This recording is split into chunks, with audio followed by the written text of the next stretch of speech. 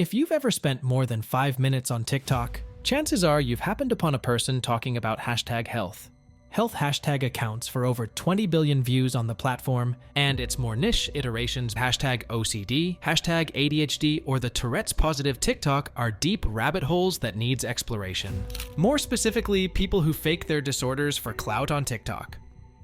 We start with the most popular faker. Emerald's story had it all. A viral social media sensation, a shocking revelation, and a heated debate about the ethics of content creation. It all started when Emerald claimed to have had Tourette's syndrome since childhood, but it turned out that she had been lying about her diagnosis, and the truth soon came to light. The fallout was intense, with people divided about whether Emerald's actions were misguided or deeply unethical. In 2021, people started calling her out for faking it. Some noticed that her tics seemed unnatural and forced, while others pointed out that the timing and frequency of her tics followed a suspicious pattern. The online community was abuzz with speculation and accusations, and everyone wanted to know the truth. Was Emerald's entire persona a lie, or was there a more innocent explanation? The online detectives smelled blood and were on the hunt for the truth. As the online community dug deeper into Emerald's past, they discovered a treasure trove of evidence that doubted her claim. Emerald had a yarn dyeing business, and on her business Facebook page, she would sometimes host live streams when some of her earlier videos, before her Tourette's videos blew up, were dug up. Imagine the shock when several videos were found of her speaking for long periods without having any tics. But on her TikTok videos, she could be seen having several tics every few seconds. As more and more evidence emerged, it became clear that Emerald's story needed to be added up. The Reddit community relentlessly searched for the truth, uncovering several past videos, including a 54-minute live stream where she didn't exhibit a single tic. It was becoming increasingly difficult for people to believe that she had Tourette's. But did she have any way to defend herself against the mounting evidence? The pattern was easy to follow. On TikTok, the tics were regular, but elsewhere there were not. Even her most loyal fans were getting suspicious. The evidence was overwhelming. She must have been feeling the pressure and had to defend herself. However, that turned out to be a big mistake on her part. In an attempt to defend herself against the accusations, Emerald posted a letter from a past outpatient consultation that stated she had Tourette's. There were several mistakes that no doctor could have made in the letter, and most of the medical terms needed to be used correctly. People wondered if she could have written and edited it, or if it was legit. But one of the online detectives quickly cleared any doubts about this, as a patient of the same hospital noticed that the letter had a different logo from the hospital's actual logo. This opinion was quickly confirmed when fans went on the hospital's website and saw that the hospital had a different logo from what was on Emerald's letter. A glance at Google would reveal that the logo on Emerald's consultation letter was obtained from Google Images. People had had enough of her deceit. They would troll her by making their fake consultation letters, addressing her to insult her. Her reputation was taking a beating. She must have either had Mother Luck on her side, or some loyal, crazed fan who uncovered previous posts from 2014, way before she blew up, claiming that she and her entire family had Hutchinson's disease and trying to raise funds for the disease on her page. This disease is well known to cause involuntary movements like tics. However, this defense would quickly be shattered when research and expert opinions would reveal that to be diagnosed with Tourette's syndrome, you must have symptoms that are not a result of another medical condition such as Hutchinson's. Her last resort had failed her. She would delete her Instagram posts and page, but people didn't stop there. Their rage knew no bounds, and it was understandable. She had faked a real disorder to gain followers and promote her business page. It was disgusting, and they were out for blood.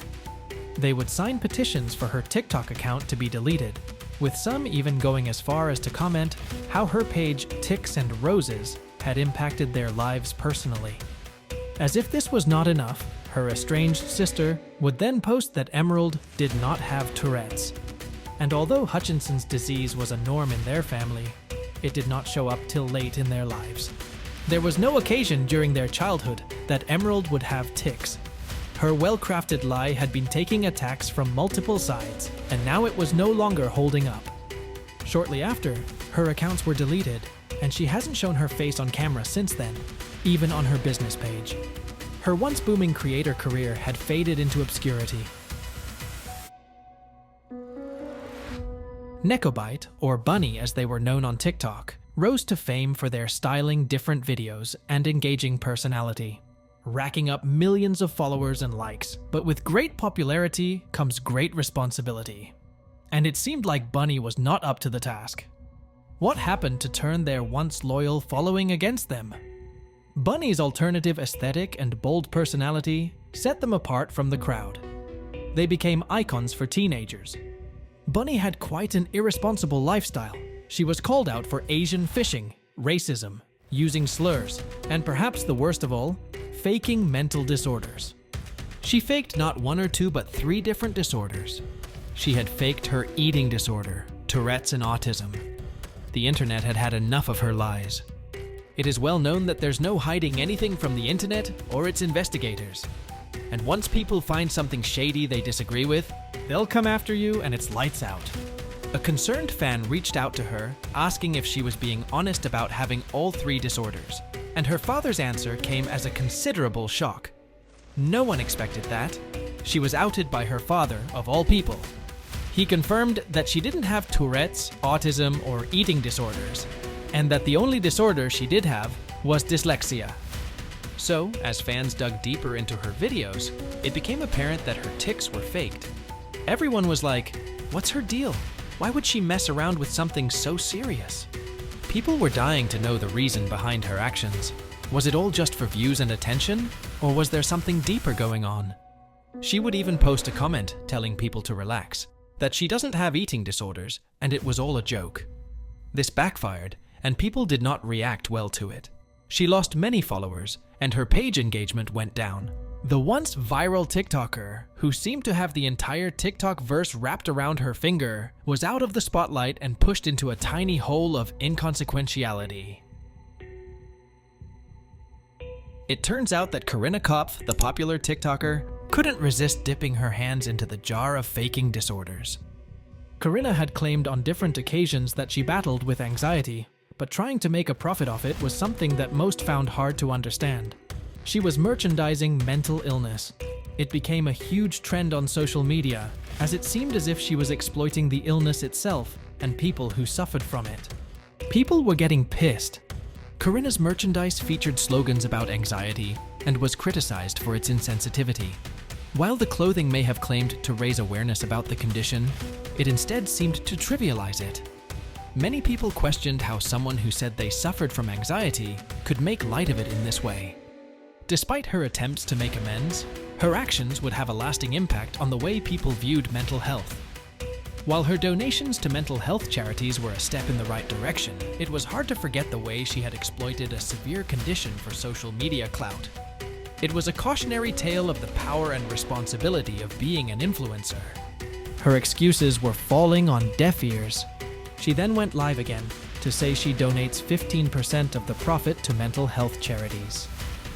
This slowed down the attacks on her, but the question remains. Does that matter? Does it excuse her from trying to make an actual illness that claims thousands of lives every year into a fashion statement? I guess we'll never know.